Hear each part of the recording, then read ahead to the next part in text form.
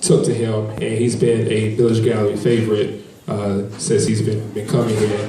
He's a dope human being. He's a dope poet. But what I respect about him the most, he's a great father. You know what I'm saying? That's dope. So like, I don't have any kids myself, but when I see young brothers who are into the same type of culture that I'm in, put such praise and emotion behind how much they love their kids, you gotta respect that. And he's also doing a live recording of his performance tonight, so please respect his art when he's up here doing his thing.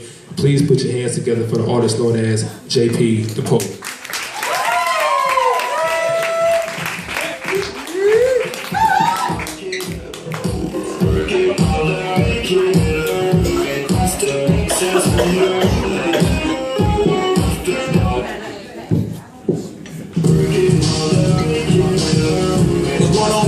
Gallery, make some noise. Alright,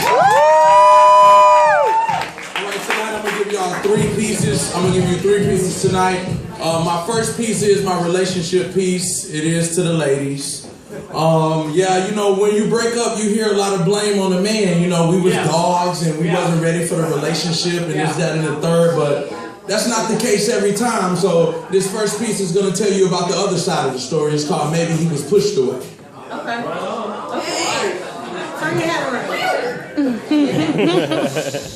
Maybe he was pushed away from a woman that didn't know how to stay because her relationship philosophies were based off lyrics to Beyonce. To the left, I could have any man in a minute, but see, with that mentality she shows, she's never really in it to win it because her actions are a direct reflection of that perception. Perceiving her glass as half empty when she really could have appreciated she had plenty. See, maybe he was pushed away to go sleep on the couch because she would rather whine and pout instead of just talk it out. You see, you can get that shit off your chest so we can finally get us some rest after you smile and feel blessed that we handled the stress. But no. You would rather start World War III. Now we're back and forth with this shit till next week. See, maybe he was pushed away because of her attitude. How he could have never get her to smile in his face, but notice she does it so easily in the other place. Now, it's okay to feel hurt or upset or even let down. No one's trying to take that from you. And a real man is supposed to take accountability for those actions, but enough is enough. So you mean to tell me that if you get pissed off, he doesn't deserve communication or compromise? And motherfuckers wonder why domestic violence is on the rise? See, it's because of pride, because it's a thin line between a man feeling sorry for his actions and wanting to right his wrong and him saying, now look, bitch, hold on. Now, I might have messed up, but I'd be damned if you down or disrespect me, because see, maybe he was pushed away because of those actions you made. How they were not based off logic, but off emotion from the heat of the moment. But don't you know it just adds fuel to the fire when you cause even more unnecessary drama to transpire? Or maybe he was pushed away to go cheat because the nigga got tired of beating his meat. See, now since sex is just this good boy treat, he get more action out in the streets than at home in between his motherfucking sheets. So ladies, some advice from me to you. Before you take pride in doing what you have to do, just don't be surprised if he does too. He was pushed away, and that's that piece, JP the Poet.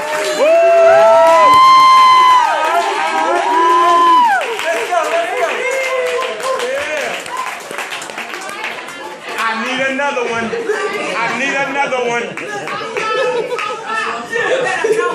Alright, the second piece I'm going to do for you is to my son. But it's not only for my son, it's for all the kids out there from their dad who wish they had a little bit more time to spend with them than what the judge says, or in some case, even what baby mama says. It's called Not My Day. Pen to the pad as I try to gather a thought. Lord knows I fought. I gave it all I got. I guess some pops are cool with being away, but not me. From the planting of the seed to the rooting of the tree, I just want to see what you turn out to be, a product of me. Teaching you as you teach me, but today's not my day nor tomorrow. Heart filled with sorrow, my soul, it feels hollow. As summer turns to fall and fall into winter, negative thoughts start to enter my mind. As I realize I lose the time, I know I can't rewind. I feel it's not fair that I have to stare at your empty chair or only hold on to these memories that we once shared. You think I don't care? Well, maybe too much. And like a cripple to his crutch, I need you, son, it's true. But today is not my day, nor tomorrow. Heart filled with sorrow, my soul, it feels hollow. The feeling of this pain that's flowing through my veins, it drives me insane since I put you on that plane and watched you fly away to that other state you stay while everybody try to say, it's okay, he's just a phone call away. You see, they must not know how it feels to try to just sit and chill knowing when your kids feels ill, you're nowhere near. That's a father's biggest fear, trying to be there for his seed when they're not even here. But today's not my day nor tomorrow.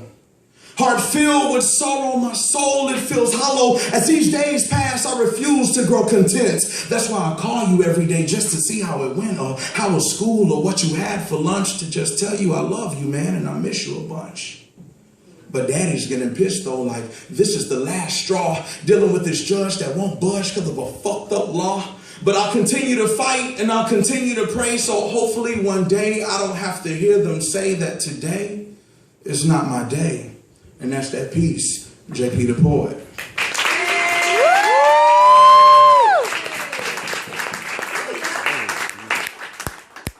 All right, this last piece is one of my featured pieces. You know, I see a lot of my friends and family out in the room, and I appreciate y'all for coming and support me, but one person I don't see is my dad. And that's something that really hurt me because he's not here to support me in what I'm doing with this poetry. So this letter I wrote to him, you know, I want him to get it. If any one of y'all know him, make sure y'all give it to him because I don't even know how to get it to him. But here we go. Dear Dad, aka the father I never had. This is from the son you never knew. Hey, what's up, man? How are you? It's been so long since we spoke. What you been up to? Damn, I really miss you, dude. And I hate the memories I recollect are so far and few. But anywho, I hope life has been swell and it's treated you well. If not, I could relate because it's given me hell. Going day after day, week after week, wondering why you don't care that we don't speak, or how you choose to not bother to be a father to your sons and daughter, and the only memory embedded in me is trying to determine if you're the enemy, and yet you walk around like in this life you have no stress or regrets that in the exam of being a dad you failed the test by not showing up and missing us growing up. Don't you know you could have just called and said, what's up? And that would have been more than the absence of your presence, of not being there to teach us life's greatest lessons, like how to become a man that develops a plan. Instead, I wonder when I will see you again, because in and out of my life, it seemed like you were on a mission to be inconsistent, a habitual offender of being a parental pretender. Page 2. But there's another side of this stereotypical genocide in which when a father doesn't reside in a home, the child doesn't strive, because I'd be damned if my son grows up in jail or in the streets because of a deficiency in the standards of parenting I didn't keep. And I'd be damned if my son grows up battered and beaten emotionally because I elected to treat him like you treated me. And I'd be damned if my son grows up learning his concepts of life from his partners in crime because I failed to realize that sometimes you don't lose a dime to just spend some time. So you will be proud of me, Dad, to know I'm motivated to give my son more than I ever had. That stand-up man, that all-around dad who loves to take his son to go play catch in the park, or visit the aquarium to go pet the sharks, or teach him how to properly take his bath and help him with his homework in science and math, because I'm there if we need to go and cut his hair, or if he just want to pretend he's Aladdin escaping my dragon's lair, because I'm there to share memories of Boo at the zoo and free Friday night flicks, and sometimes staying at home and watching Netflix because he's sick, because I'm there. So I do thank you, Dad.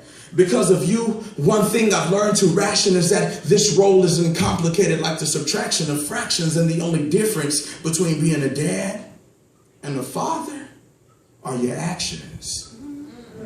So in closing, I do pray that as your circle of life grows complete, and in that moment in time when you find yourself on your knees reminiscing and praying to the Lord Almighty, the supreme power that be, I hope this letter gives you exactly what it's given me, and that's peace. Sincerely, the son you never got to know. And that's that peace, J.P. the Poet.